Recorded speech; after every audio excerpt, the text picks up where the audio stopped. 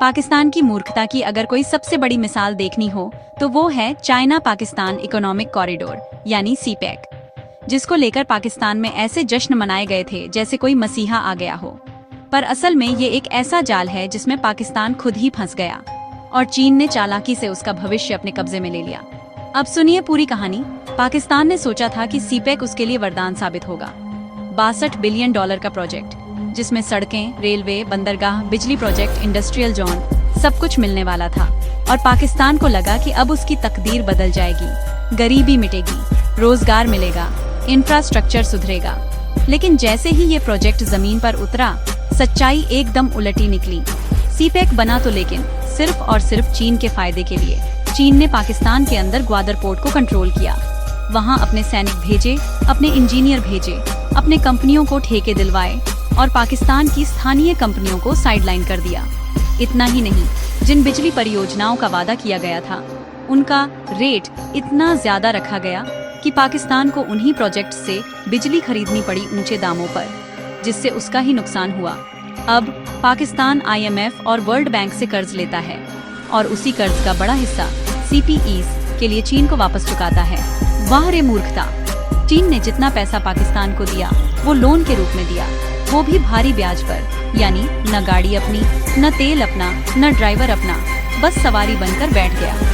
पाकिस्तान और चीन ने कमान संभाल ली। ग्वादर पोर्ट की बात करें तो वहां से चीन को अरबों का फायदा हो रहा है, क्योंकि अब वो सीधे साउथ चाइना सी से निकलकर पाकिस्तानी बंदरगाह से मिडिल ईस्ट और यूरोप तक अपने सामान की सप्लाई करता है। लेकिन उस ग्वादर में आज भी पाकिस्तानियों को पीने का साफ पानी नहीं मिलता। रोजगार के नाम पर सिर्फ सिक्योरिटी गार्ड की नौकरी मिली, और वो भी प्राइवेट चाइनीज कंपनियों की मेहरबानी से। अब हालत ये है कि बलूचिस्तान के लोग खुद सीपैक के विरोध में खड़े हो गए हैं, क्योंकि उन्हें लग रहा है कि ये प्रोजेक्ट उनके संसाधनों की लूट है, कोई विकास नहीं है, बस चीन का कब्जा है। अब आप सोचिए, कोई और देश होता तो इतनी बड़ी रकम मिलने पर उसे अपने लोगों की भलाई के लिए इस्तेमाल करता, टेक्नोलॉजी ट्रांसफर कराता, घरेलू कंपनियों को मजबूत बनाता। पर पाकिस्तान ने आंख बंद करके चीन के आगे घुटने टेक दिए और अब न निगलते बन रहा है न उगलते।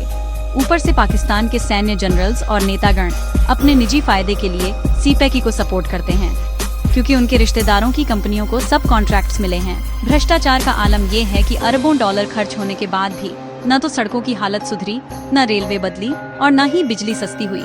उल्टा पाकिस्तान का विदेशी कर्ज आसमान छू रहा है और डॉलर के लिए भीख मांग रहा है।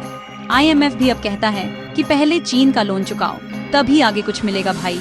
वाह, ये तो वही बात हो गई कि अपना घर गिरवी रख दिया और किराएदार को राजा बना दिया। पाकिस्तान को ये समझ ही नहीं आया कि चीन बेल्ट एंड रोड इनिशिएटिव के बहाने सीपैक के जरिए पूरे साउथ एशिया में अपने पांव पसार रहा है और पाकिस्तान उसकी पहली शिकार बना। पाकिस्तान को ये लग रहा था कि वो चीन का सबसे बड़ा दोस्त है, लेकिन असल में वो चीन का गुलाम बन चुका है, और ये बात खुद उसके बुद्धिजीवी और पूर्व राजनयिक मानते हैं। अब तो चीन ने सीपैक का नाम भी बदलकर पायलट जॉन ऑफ कून ऑपरेशन कर दिया है, यानी अब ये प्रोजेक्ट सिर्फ चीन की इच्छा पर चलेगा, पाकिस्तान की कोई चलती नहीं। ग्वादर पोर्ट को भी 40 साल की लीज पर चीन को दे दिया गया और अब वहाँ चीनी नाविक और नौसेना की गतिविधियां बढ़ रही हैं, जिससे भारत और अमेरिका जैसे देशों को चिंता हो रही है। लेकिन पाकिस्तान को तो सिर्फ अपनी सत्ता की कुर्सी प्यारी है। देश जाए भाड़ में। इस पूरे प्रोजेक्ट में पाकिस्तान को जो नुकसान हुआ है वो सिर्फ आर्थिक नहीं बल्कि रणनीतिक भी है, क्योंकि अब उसकी विदेशी नीति पर भी चीन का दबाव है। अगर चीन कहेगा तो पाकिस्तान भारत से बात नहीं करेगा, अगर चीन कहेगा तो पाकिस्तान संयुक्त राष्ट्र में उसका समर्थन करेगा। यानी आजाद मुल्क होकर भी परतंत्र। और सबसे बड़ी बात ये कि पाकिस्तान के युवा अब समझने लगे हैं कि सीपैक एक धोखा है। सोशल मीडिया पर रोज इसका विरोध होता है, लेकिन सत्ता में बैठे लोग चीन से अपने रिश्तों को छोड़ना नहीं चाहते, क्योंकि उनके हित उससे जुड़े हैं। सीपैक से पाकिस्तान को रोजगार तो मिला नहीं, लेकिन असंतोष, अलगाववाद और आतंकवाद जरूर बढ़ा है। बलूच अलगाववादी रोज चाइनीज इंजीनियरों पर हमला करते हैं, ग्वादर में बम फूटते हैं और इसकी वजह है स्थानीय लोगों की नाराजगी। लेकिन पाकिस्तान सरकार इन्हें दबाने में लगी रहती है, बजाय उनकी बातें सुनने के। अब पाकिस्तान की हालत ऐसी हो गई है कि IMF के पास जाकर भी कहता है, हुजूर कुछ कीजिए, सीपेक ने हमें खोखला कर दिया। लेकिन IMF भी समझ चुका है कि जब तक चीन का पैसा वापस नहीं होगा, पाकिस्तान को नया कर्ज नहीं मिलेगा। सोचिए, चीन ने पाकिस्तान को अपने ही देश में बेगाना बना दिया और पाकिस्तान को समझ ही नहीं आया। ये वही पाकिस्तान है जो भारत को हर मोर्चे पर नीचा दिखाने के चक्कर में खुद ही गड्ढे में गिर गया। अब तो पाकिस्तान के दोस्त भी दूर हो रहे हैं। सऊदी अरब, UAE जैसे देश भी अब पाकिस्तान में पैसा लगाने से कतरा रहे हैं, क्योंकि उन्हें पता है कि पाकिस्तान में स्थिरता नहीं है और सीपेक ने उसे और भी अस्थिर बना दिया है। आखिर में यही कह सकते हैं कि पाकिस्तान ने अपनी मूर्खता में चीन को वो चाबी दे दी जिससे उसका पूरा ताला खुल गया, और अब चाहे वो सीपेक हो या ग्वादर, सब चीन के कब्जे में है। पाकिस्तान सिर्फ तमाशबीन है। खुद की जमीन पर खुद की सरकार होकर भी दूसरों के इशारों पर चलना अगर मूर्खता नहीं है तो और क्या है। लेकिन कहानी यहीं खत्म नहीं होती। असल में तो अब शुरू होती है, क्योंकि सीपेक का जो दूसरा चेहरा है वो और भी खतरनाक है और पाकिस्तान की मूर्खता का असली मजाक वहीं बनता है। अब जरा सोचिए कि चीन ने सीपेक के नाम पर पाकिस्तान में सड़कों का जाल बिछाया, बिजली घर बनाए, लेकिन इन सब का मालिकाना हक भी अपने पास ही रखा। मतलब पाकिस्तान में बनी सड़कें भी पाकिस्तान की नहीं, चीन की हैं। अब गरीब मुल्क पाकिस्तान उन्हीं सड़कों से टोल टैक्स वसूल करने की भी ताकत नहीं रखता, क्योंकि टोल का अधिकार चीन के पास है। और ऊपर से हालत ये है कि चीन ने जिन परियोजनाओं में पैसा लगाया उन पर सुरक्षा की जिम्मेदारी भी पाकिस्तान की है। यानी हर चीनी प्रोजेक्ट की सुरक्षा के लिए पाकिस्तान आर्मी को हजारों जवान तैनात करने पड़े, जिनके खाने पीने, रहने और सुरक्षा का खर्चा भी पाकिस्तान उठा रहा है, और चीन मजे से लूट कर चला जाता है। वाह रे मूर्खता! ऐसी गुलामी तो अंग्रेजों के राज में भी नहीं देखी गई। पाकिस्तान की सेना खुद को देश का रक्षक बताती है, लेकिन चीन के लिए गार्ड बनकर खड़ी है। अब चीन धीरे धीरे पाकिस्तान के अंदरूनी मामलों में दखल देने लगा है, और पाकिस्तान कुछ कर भी नहीं पा रहा, क्योंकि चीन उसके गले तक कर्ज में है। अब चीन चाहता है कि पाकिस्तान अपने कानूनों में बदलाव करे, ताकि चीन की कंपनियों को टैक्स में छूट मिले, बिजली पानी सस्ते दरों पर मिले, और अगर कोई कानून चीन को नुकसान पहुंचाए तो उसे रद्द कर दिया जाए। यानी पाकिस्तान की संसद भी अब चीन की कठपुतली बन गई है। लोकतंत्र की ऐसी दुर्गति शायद ही किसी और मुल्क में हुई होगी। ऊपर से चीन अब सीपेक को सिर्फ आर्थिक नहीं बल्कि सामरिक रणनीति के तौर पर इस्तेमाल कर रहा है। वो ग्वादर पोर्ट पर नेवी के जहाज तैनात कर रहा है, जिससे हिंद महासागर में उसका प्रभाव बढ़ सके, और ये सब पाकिस्तान की जमीन से हो रहा है। लेकिन पाकिस्तान को कोई फर्क नहीं पड़ रहा। उसे तो बस इतना चाहिए कि कुछ डॉलर आ जाएं, ताकि सरकारी तिजोरी में पैसा दिखे, चाहे उसके बदले देश की आत्मा ही बिक जाए।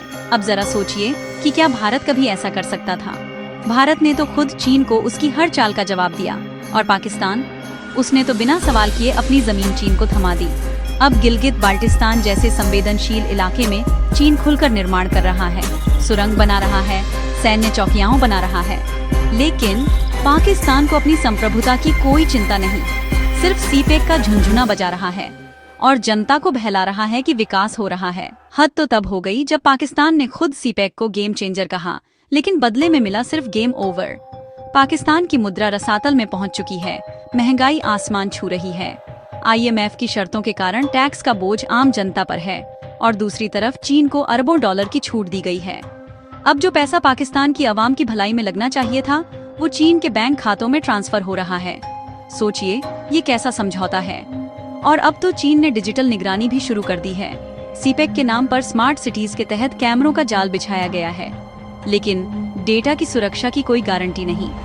यानी अब पाकिस्तानियों की जासूसी भी चीन कर रहा है, और पाकिस्तान सरकार कुछ नहीं कर रही। ऊपर से मजेदार बात ये है कि सीपेक के जरिए जो नौकरियां देने की बात कही गई थी, उनमें 90% नौकरियां तो चीनी नागरिकों को मिली हैं। स्थानीय लोगों को सिर्फ मजदूरी का काम दिया गया है, और वो भी अस्थायी, न कोई प्रशिक्षण, न कोई स्थायी रोजगार। अब आप खुद सोचिए, ये विकास है या धोखा? हालत इतनी बिगड़ चुकी है कि ग्वादर में एक सामान्य अस्पताल तक नहीं है, लेकिन वहाँ चीन के इंजीनियरों के लिए आलीशान कॉलोनी है। एयर कंडीशनर, इंटरनेट, सुरक्षा, गाड़ियाँ, सब कुछ है, पर आसपास के पाकिस्तानी गांव अंधेरे में डूबे हैं। सड़कें टूटी पड़ी हैं, स्कूल नहीं, अस्पताल नहीं, पर पाकिस्तान सरकार सिर्फ सीपेक चिल्ला रही है। अब तो अंतर्राष्ट्रीय स्तर पर भी पाकिस्तान की किरकिरी हो रही है, क्योंकि सबको समझ आ गया है कि क्योंकि सीपेक एक तरह की डेथ ट्रैप डिप्लोमेसी है, एक ऐसा जाल जिसमें चीन पहले कर्ज देता है और फिर जब चुकाने की ताकत नहीं रहती तो संसाधनों पर कब्जा कर लेता है। श्रीलंका इसका सबसे बड़ा उदाहरण है। वहां भी चीन ने हम्बनटोटा पोर्ट को इसी तरीके से हड़प लिया और अब वही खेल पाकिस्तान में हो रहा है, लेकिन पाकिस्तान फिर भी सबक नहीं सीख रहा। अब सवाल उठता है कि क्या कभी पाकिस्तान सीपेक से बाहर निकल सकता है? जवाब है नहीं, क्योंकि जितना पैसा सीपेक में लगाया गया है उतना पाकिस्तान के पास नहीं है चुकाने के लिए, और जो समझौते किए गए हैं वो इतने एक तरफा और चीनी पक्ष में हैं कि उन्हें तोड़ने पर भारी जुर्माना लगेगा। यानी पाकिस्तान अब एक ऐसी दलदल में फंस चुका है जिससे निकलना नामुमकिन है। अगर वो सीपेक को रोके तो चीन नाराज होगा और पाकिस्तान को अंतर्राष्ट्रीय मंच पर अकेला छोड़ देगा, और अगर जारी रखे तो जनता का गुस्सा बढ़ेगा। ऐसे में पाकिस्तान की सरकार सिर्फ टाल मटोल कर रही है और सेना भी चुपचाप चीन की गोदी में बैठी है। ऐसे में पाकिस्तान की जनता को ही जागना होगा, ये समझना होगा कि असली दुश्मन कौन है जो बाहर से आकर आपके संसाधनों पर कब्जा कर रहा है और जो आपको भाई कहकर आपकी जड़ों को खोद रहा है। और आखिर में फिर यही सवाल, क्या सीपेक पाकिस्तान को तरक्की देगा या तबाही? आप ही सोचिए, क्या किसी देश की ये हालत होनी चाहिए?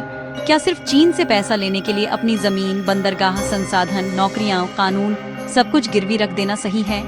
अगर नहीं तो फिर पाकिस्तान को अब जागना होगा, नहीं तो इतिहास गवाह रहेगा कि कैसे एक देश ने अपनी मूर्खता में अपनी आजादी, इज्जत और भविष्य सब कुछ खो दिया। अब आपकी बारी है, नीचे कमेंट में बताइए कि आप क्या सोचते हैं सीपीकी के बारे में। क्या ये पाकिस्तान की तरक्की का रास्ता है या चीन की गुलामी का? वीडियो पसंद आया हो तो एक लाइक ठोको, चैनल को सब्सक्राइब करो और इस वीडियो को शेयर करो ताकि हर एक सच्चाई पसंद इंसान तक ये बात पहुंचे। धन्यवाद। जय हिंद।